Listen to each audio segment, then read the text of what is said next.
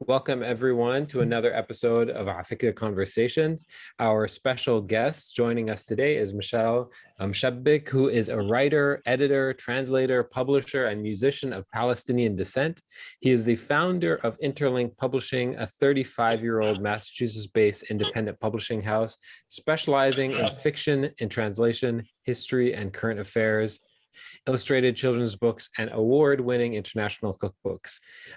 He is the author of several books himself, including Kilimanjaro, a photographic journey of the roof of Africa to the roof of Africa.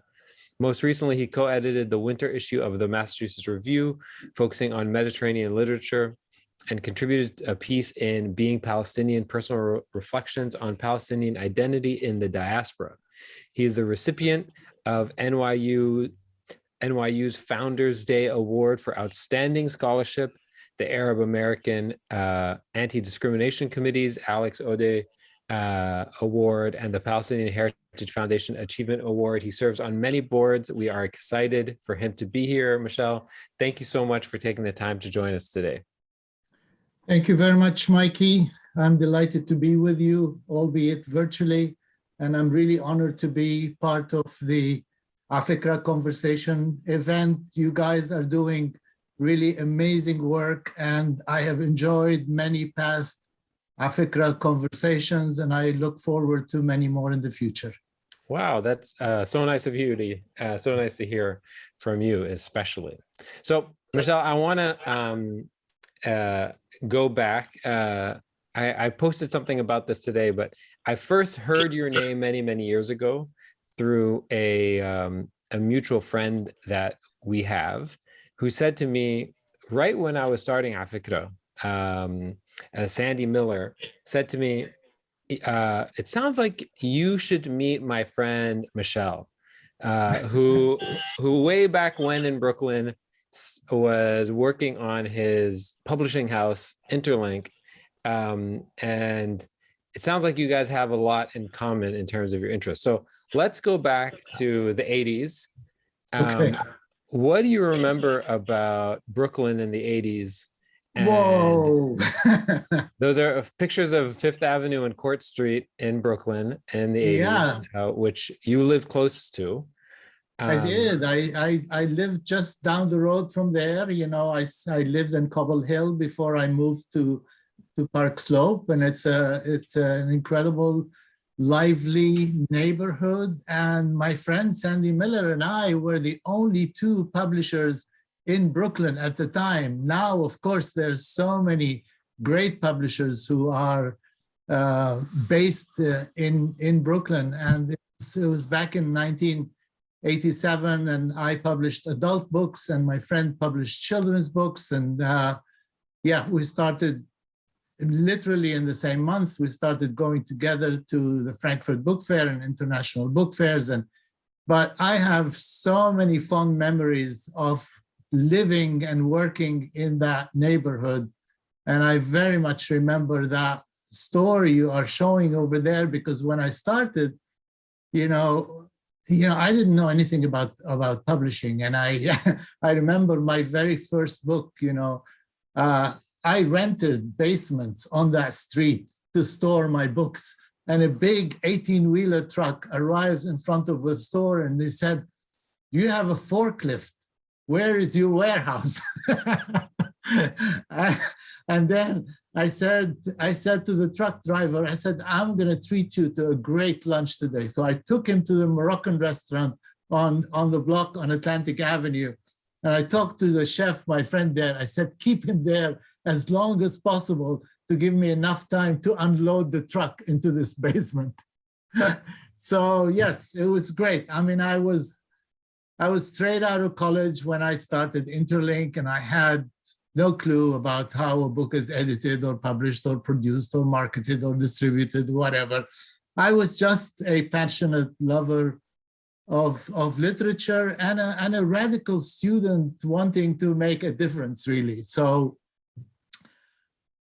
I come from a literary family. My grandfather was the Mukhtar in the old city of Jerusalem. He was the Mukhtar of the Eastern Orthodox community in the old city. And his home was really a hub. It was where all the Palestinian literati of the time gathered.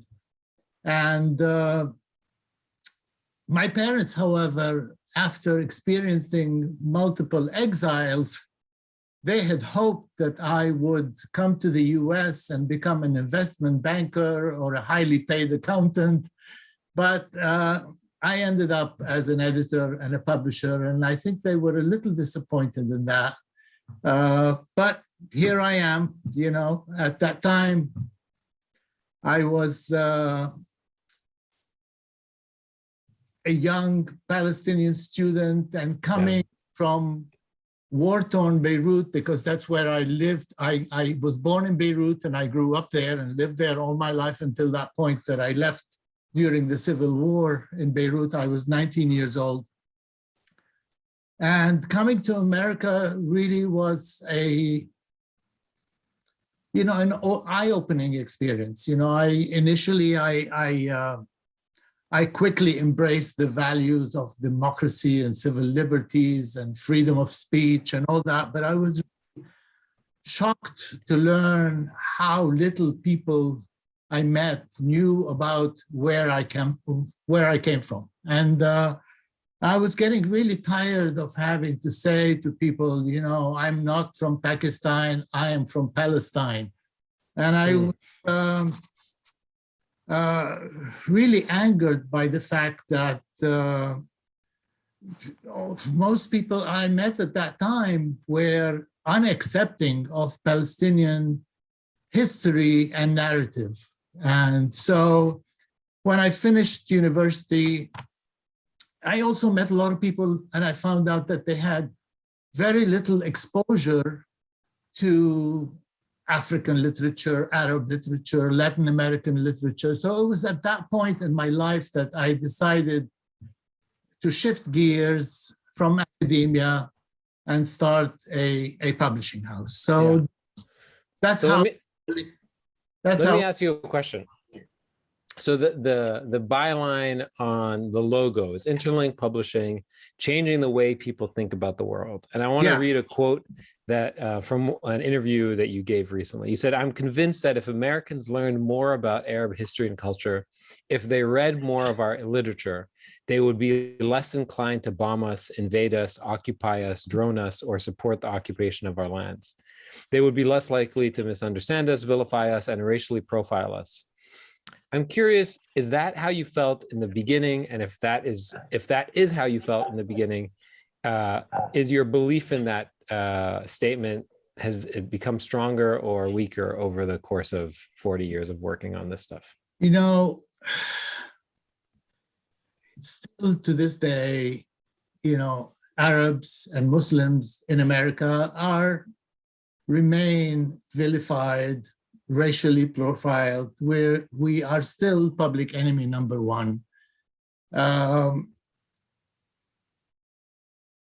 What they know about Arabs and Muslims is what they get from the snippets of news you hear on CNN and Fox News and whatnot. So I really have this belief that if people read more of our literature, and if they learn more about our history, they would be less inclined, because misunderstanding creates fear, and fear leads to bias, and bias brings us hate speech and hate crimes and vilification. And yes, so this is honestly still exists today. Of course, the discourse is changing. There's no doubt about that.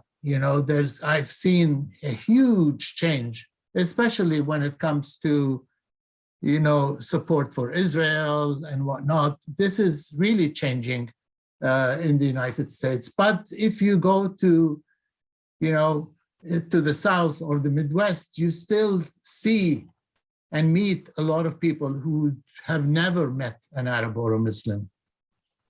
So I'm curious about the decision to create a publishing house. There's that classic phrase: Egypt writes, Beirut publishes, Iraq reads.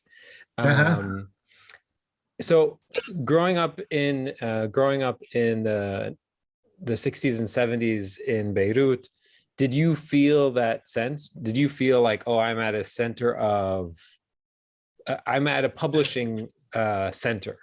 And when you went to the States, you said, I need to take some of that spirit with me. Is that where the thread came from? Yeah, absolutely. I mean, it's, in Beirut was an incredibly, an incredible city. And when I was there, I never thought that I would leave, It was very unfortunate that I left. It was during the Civil War. And what happened was that I left for a week. And when I tried to get back into Lebanon, they wouldn't let me back in because I was Palestinian, and the government at that time was trying to get rid of the Palestinians in Beirut. So I became homeless at age 19. So I ended up in Jordan.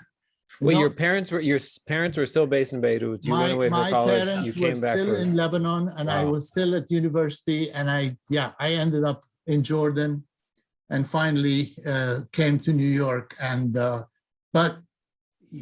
I was a voracious reader in Beirut, and the literary culture in Lebanon was so amazing. With the musical culture, So I grew up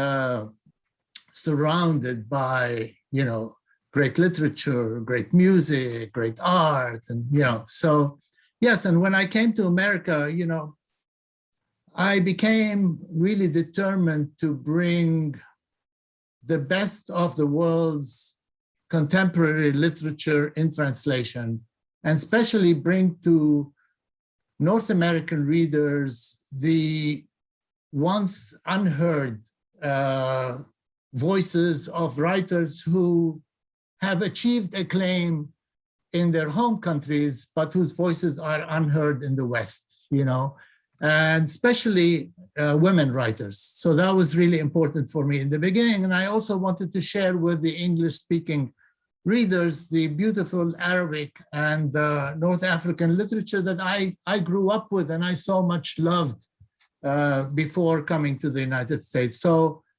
introducing Western readers to leading Arab and African writers, getting them to take a chance on a new novelist and opening their hearts and minds and inspiring them to learn about a new culture. It's especially also presenting them with books that inform and delight and entertain, as well as ones that counteract negative portrayals of and hatred and fear of the unknown. These have been key motivating factors in my journey.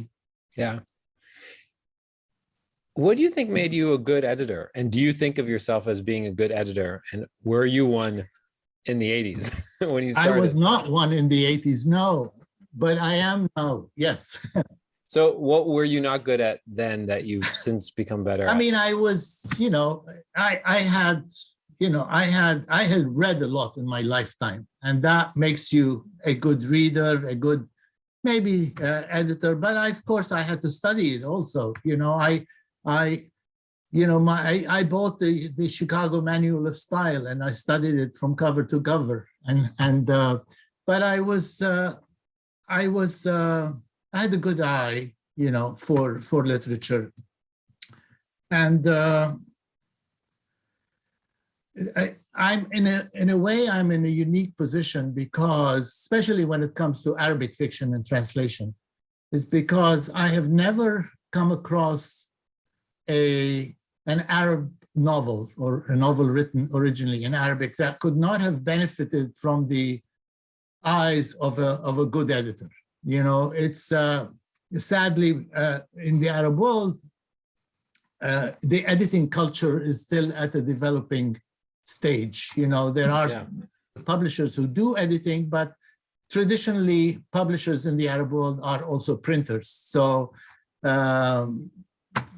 so yeah, I am fortunate in the sense that I am able to work with some of the writers on their original Arabic manuscript before I give it to a translator, often before I give it to a translator to translate it into English. So I'm immersed in both worlds. Yeah, the sort of the dance and choreography that a editor has to engage in working with a writer requires, I would imagine that it requires you to have like a collaborative, but maybe also like adversarial role with the writers, where you don't treat them as being precious, or you don't necessarily treat the work as being precious, where you're really trying to tighten it up as much as possible. What is your approach?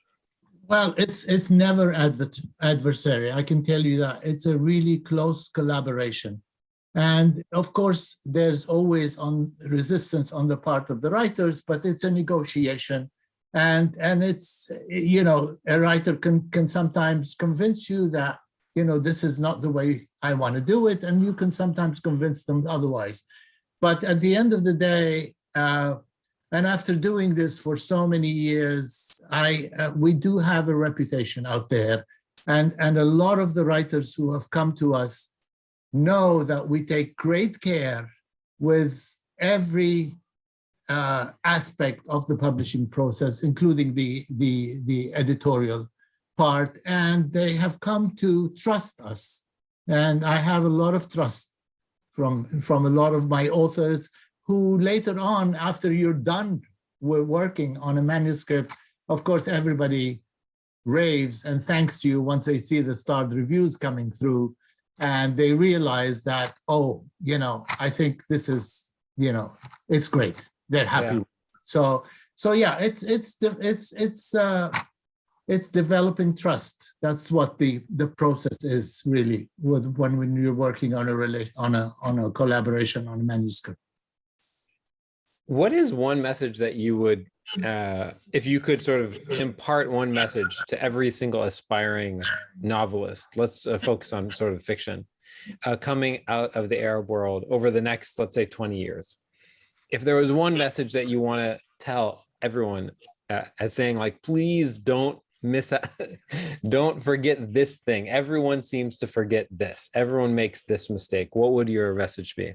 Well, I would say that, as I've been saying for the last 5 minutes, is really getting help from a good editor is very, very worthwhile and important, because an editor has developed an eye for seeing inconsistencies in a novel, for improving readability, and so on and so forth. You can write a great story, but an editor can help you shape it in a way that you may not have been able to.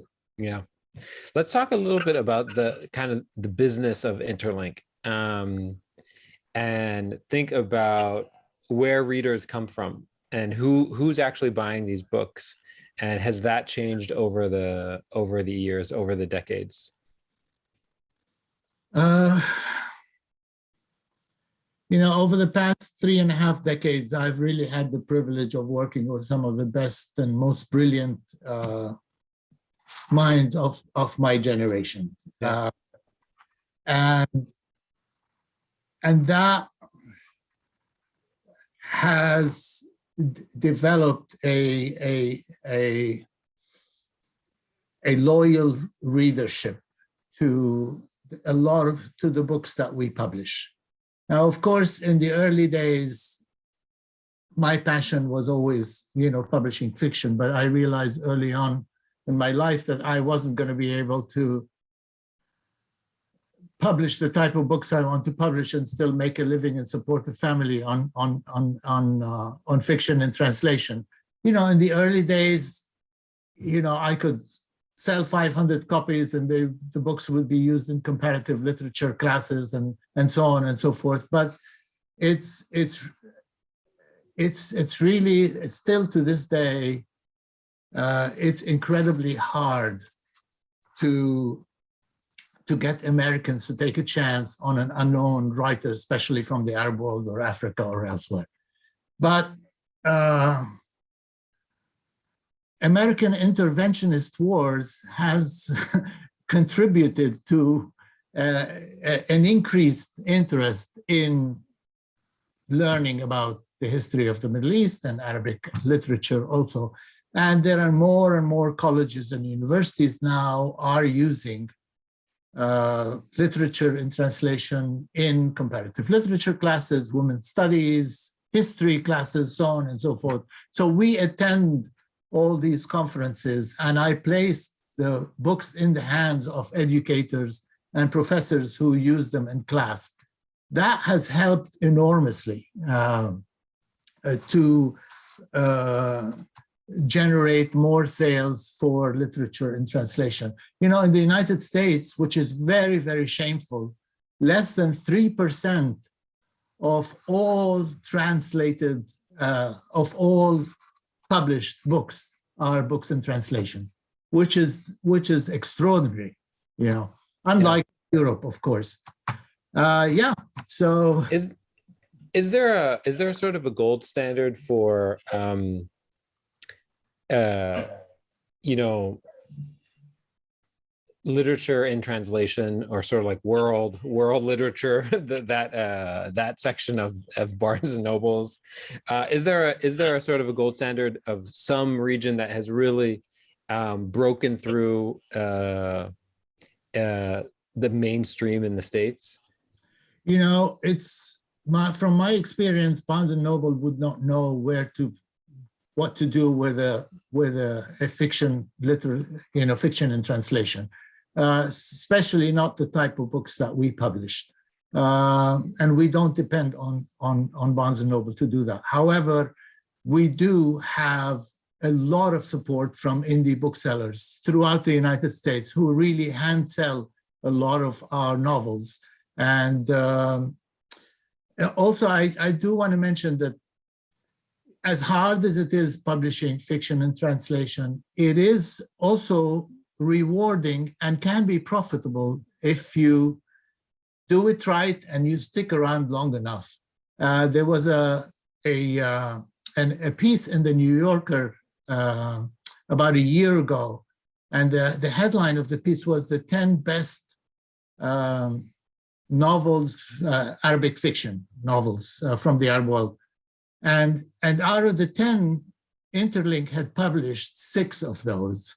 And those 6 novels I published nearly 25 years ago. You know, so it's better late than never. And some of these books over the years have now, even though in the early days have sold less than 1,000 copies, have by now have reached 30 and 40,000 copies. So so it is changing, and of course we have a huge following and an email list and loyal customers who buy a lot of our fiction. A lot of our, as I said, professors also use them in class, and more booksellers are having in their stores a fiction in translation or international fiction or world literature, or whatever you want to call it, sections in those stores that will set them apart from the Penguin Classics or other types of fiction that are in the stores. Okay, I have 3 questions. The first is, how do you avoid not being bitter? I mean, I feel like there would be a part of me, if I were in your shoes, who would see that list and say, oh, wallah, like, akhiran, you finally caught up like 20 years later, you know, and not say like, these books have been sitting on the shelves for 20 years. Where were you for the last 20 years?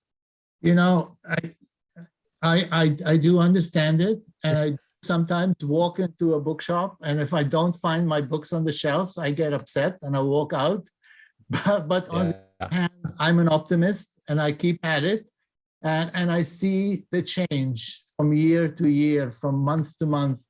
And I also get a lot of feedback from people who have read and really appreciate what we do.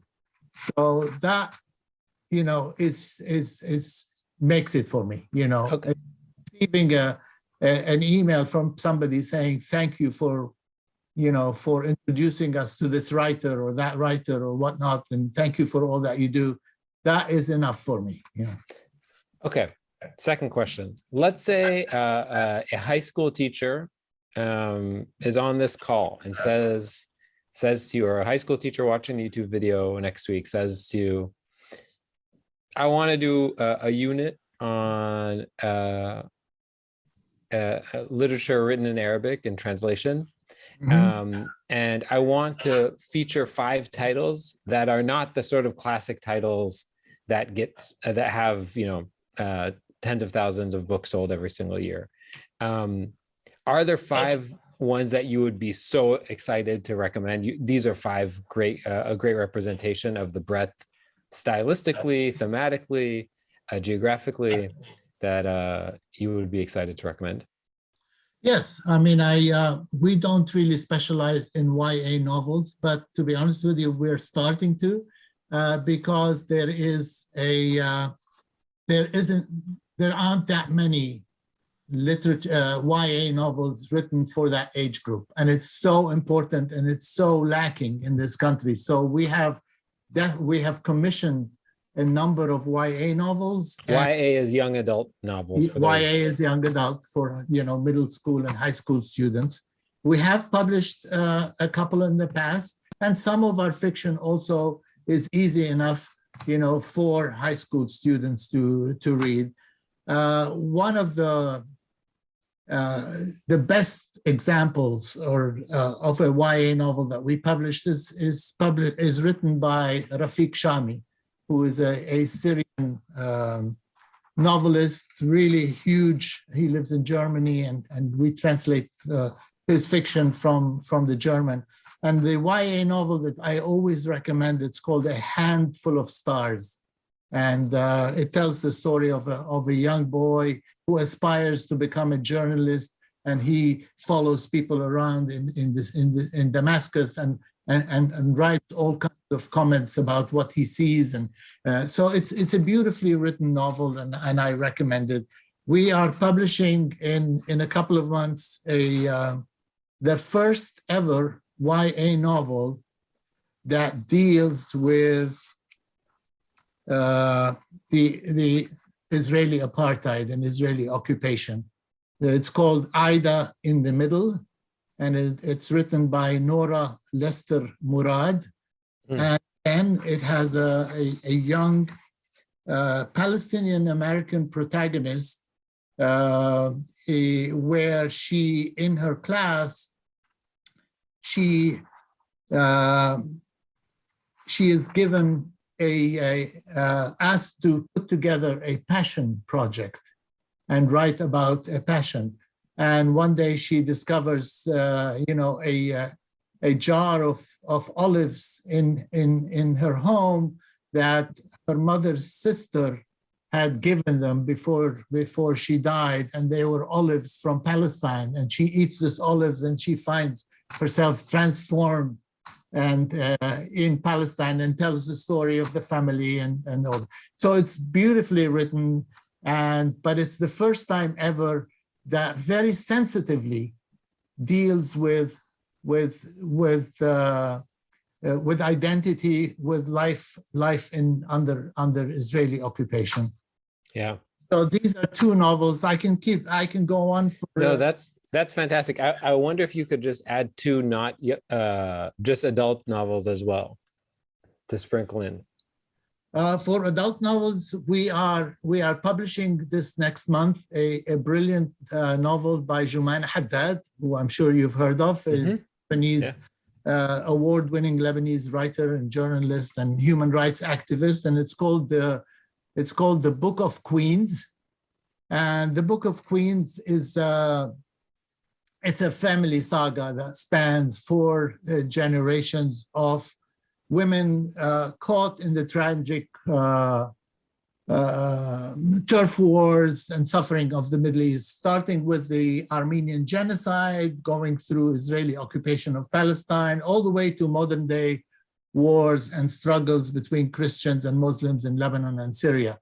And I can't praise it enough. It's a book of history, heritage, loyalty, religion, feminism, families, and the Armenian genocide, and it's beautifully written. So this is coming out next month, and we also have a virtual book launch on June 4th, so people can check on our website and join us. And the other novel that I will mention that's coming off the press really soon, and it's by also a favorite, one of the Lebanon's greatest novelists is Jabbour Douaihi, who left us 6 months ago. He passed away. And this novel is called The King of India. And it's a story of a Lebanese murder case set against the backdrop of sectarian animosity. So these are two novels that I would highly recommend. I want to talk, switch gears a little bit and talk about cookbooks, because that was actually my first entry point into Interlink. Yours and a lot of other people's as well. Exactly. So that's what I wanted to ask. I wanted to ask, is that a common experience, and how do you feel about that? Okay, I feel really good about that because, you know, it's also the type of cookbooks that we publish are also radical. And by that, I mean,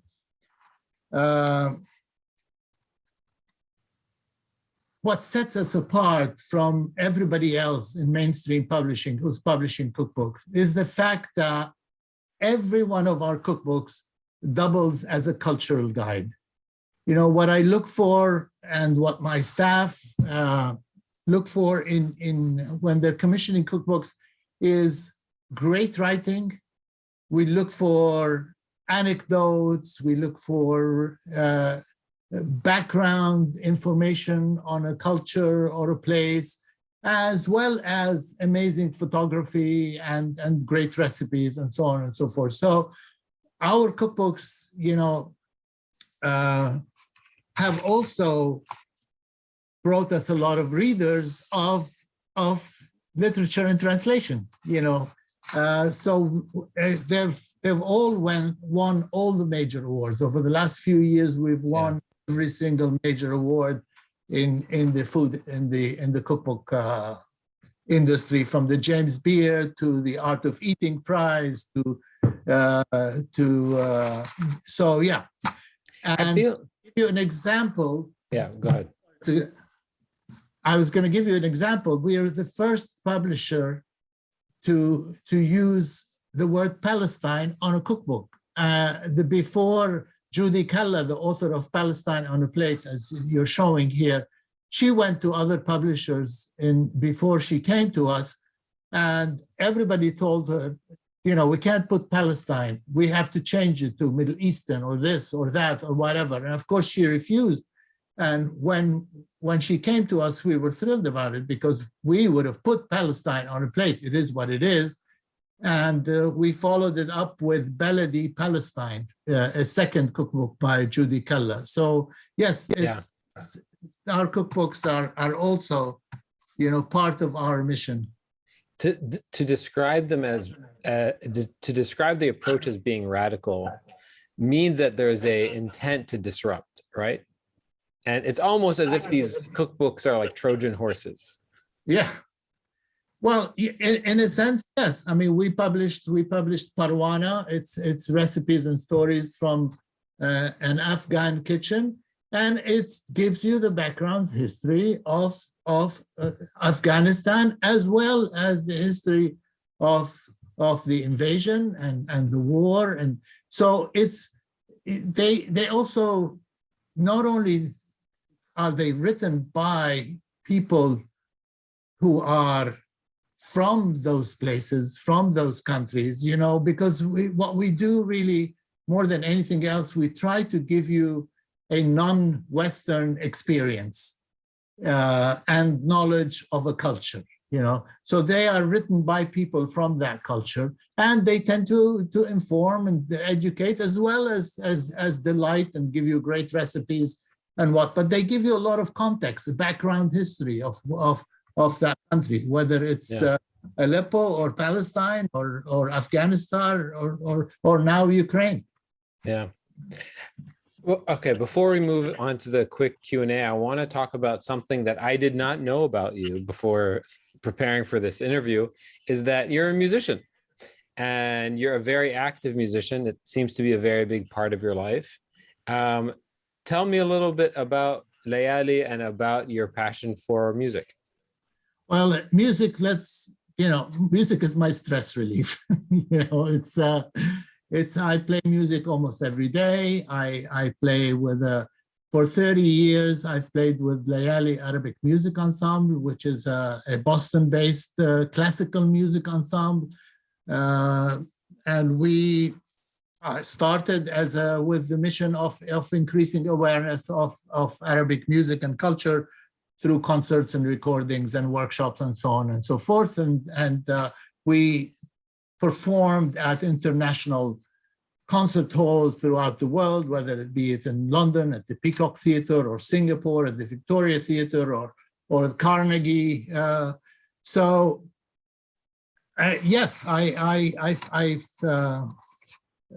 Layaali has been going on for 30 years. Sadly, we lost one member 6 months ago from COVID, our Nai player, Mohammed Maj'our.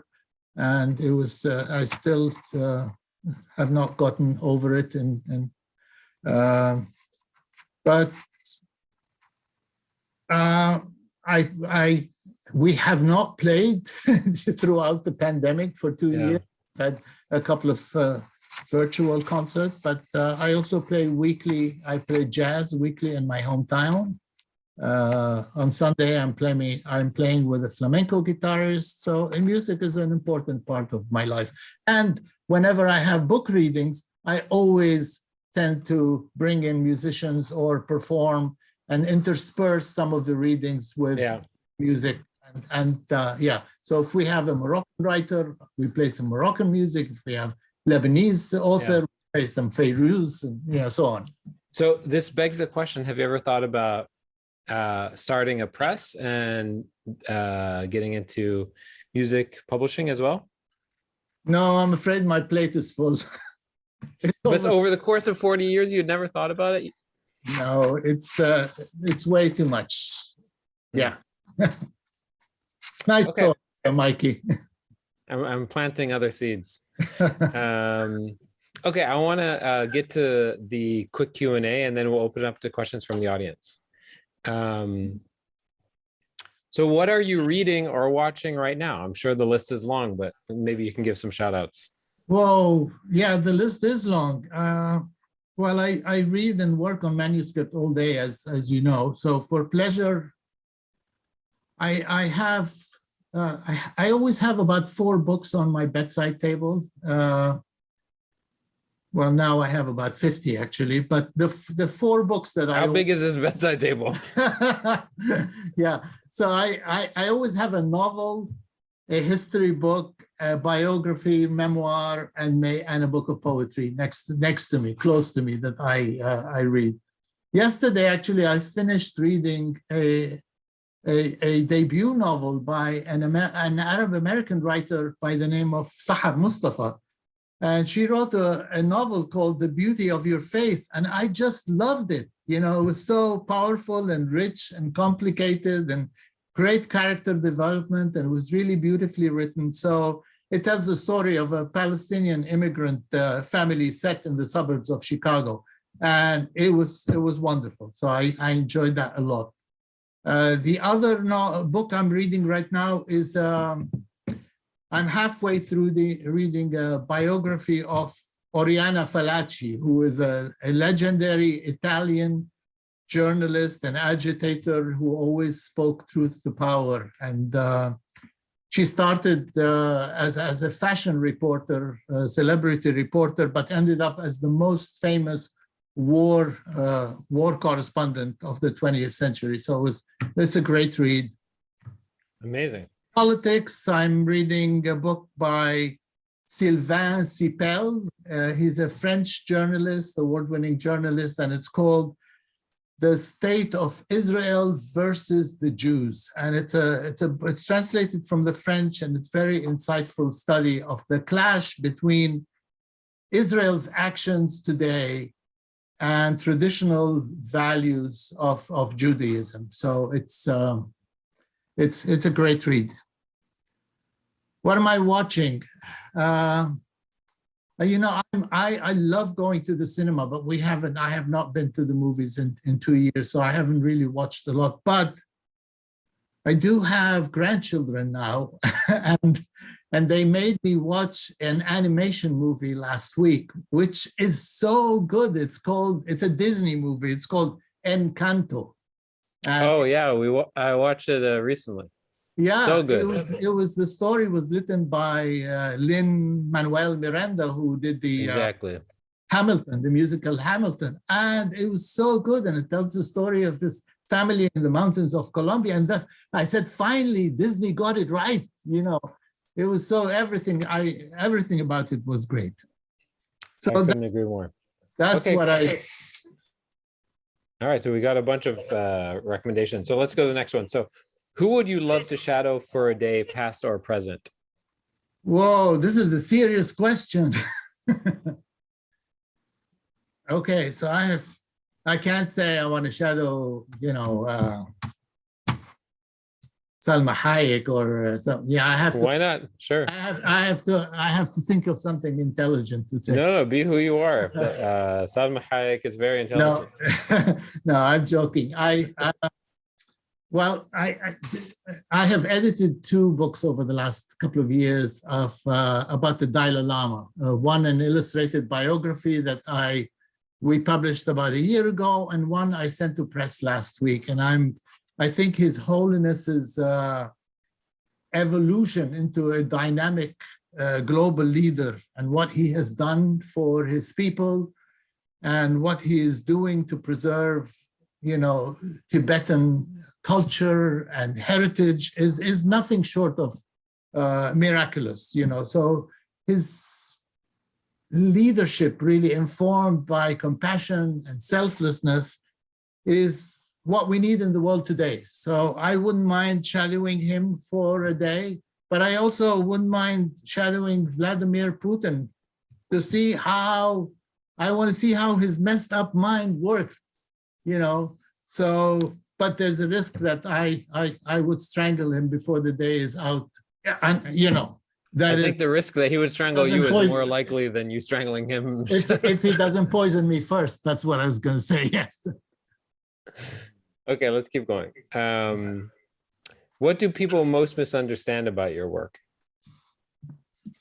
What do people most misunderstand about your work? You know, I try very hard to not to be misunderstood, and I'm straightforward, and I always speak my mind. But this doesn't mean that people always like what I say, you know. So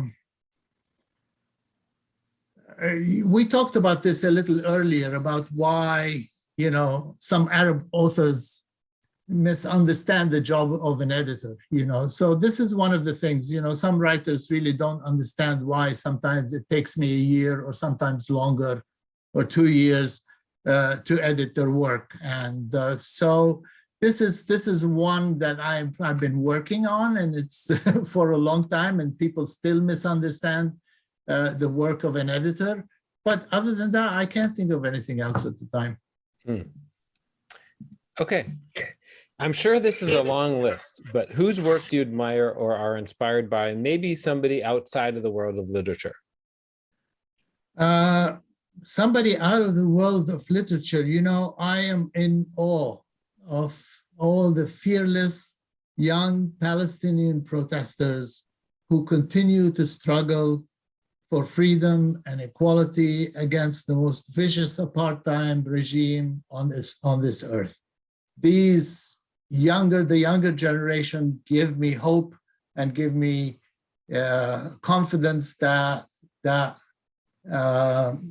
change will happen.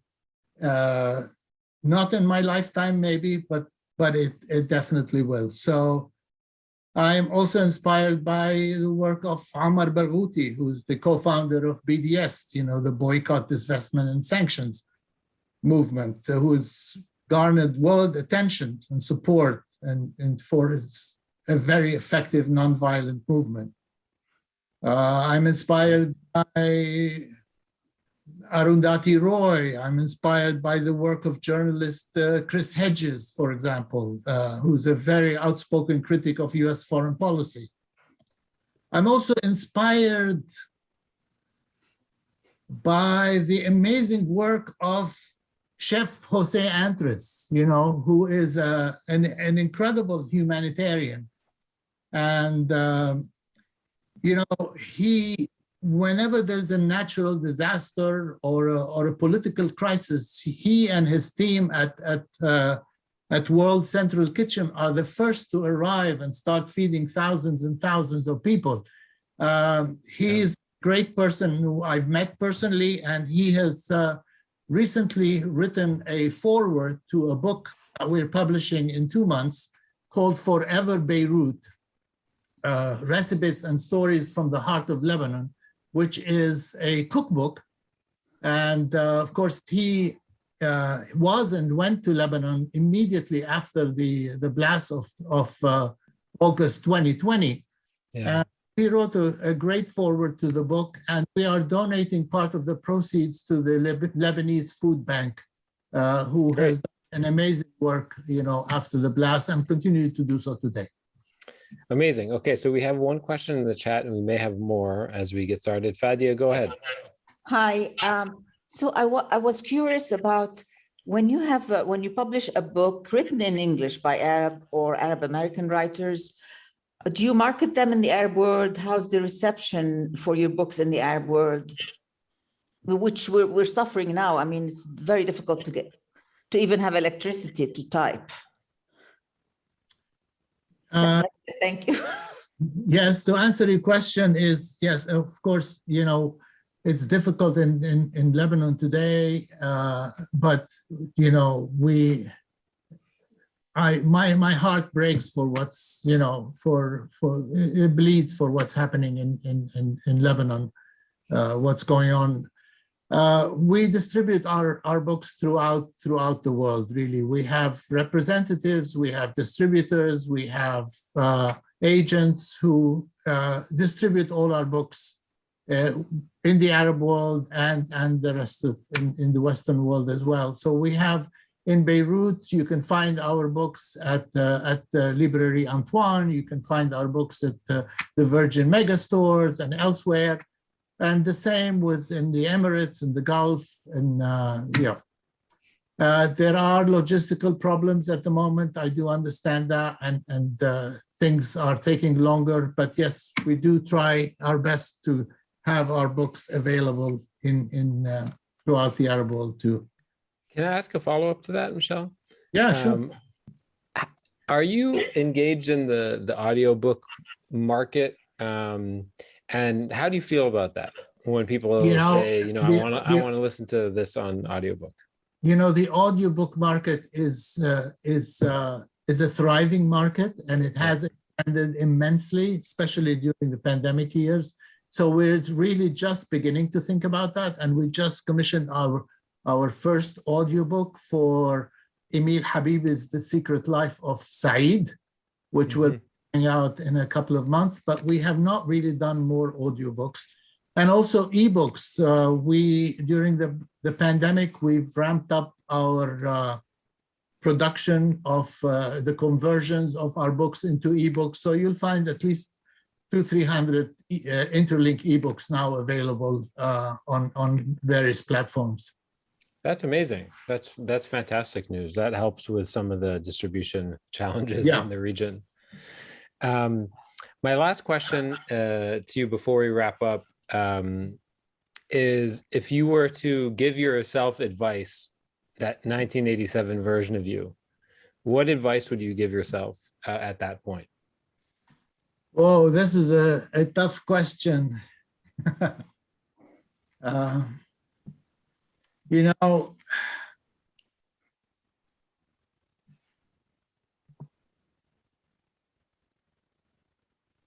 thinking back,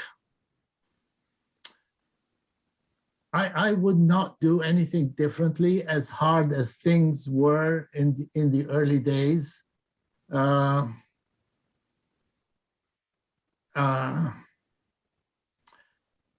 of course, a lot of credit goes to my amazing staff. In the early days, of course, I did things by myself, including unloading trucks into the warehouse and whatnot. But I do have a number of great people who are passionate about what they do, and I couldn't do things without them at this time. So I don't know what else to say about this question. So I am pleased about what Interlink has achieved, despite all the obstacles and challenges. Of course, we've had editorial challenges, we've had political challenges, we have economic challenges, but I am, I think that we've done okay, and we would not have been able to do it without the support of my staff and the support of our loyal readership, who have, especially during the pandemic, not only helped us to survive, but also thrive. Okay, I lied. I have one last question, and then there's another one from the chat. Okay. Do you think that the state of freedom of expression and censorship is better today than it was when you started? Do you feel more comfortable publishing anything you want today than you did in the 80s? As you know, we are suffering today more than any other time in my experience in the United States, with more books being banned by school boards, by state legislators than any other time before. However, the movement to promote banned books, the movement of independent publishers, and the whole publishing industry as a whole is really doing so much to counteract what legislators are doing in banning books in schools. There are now, in libraries, they have sections of banned books alone to raise the awareness about what is happening. So to answer your question about freedom of speech,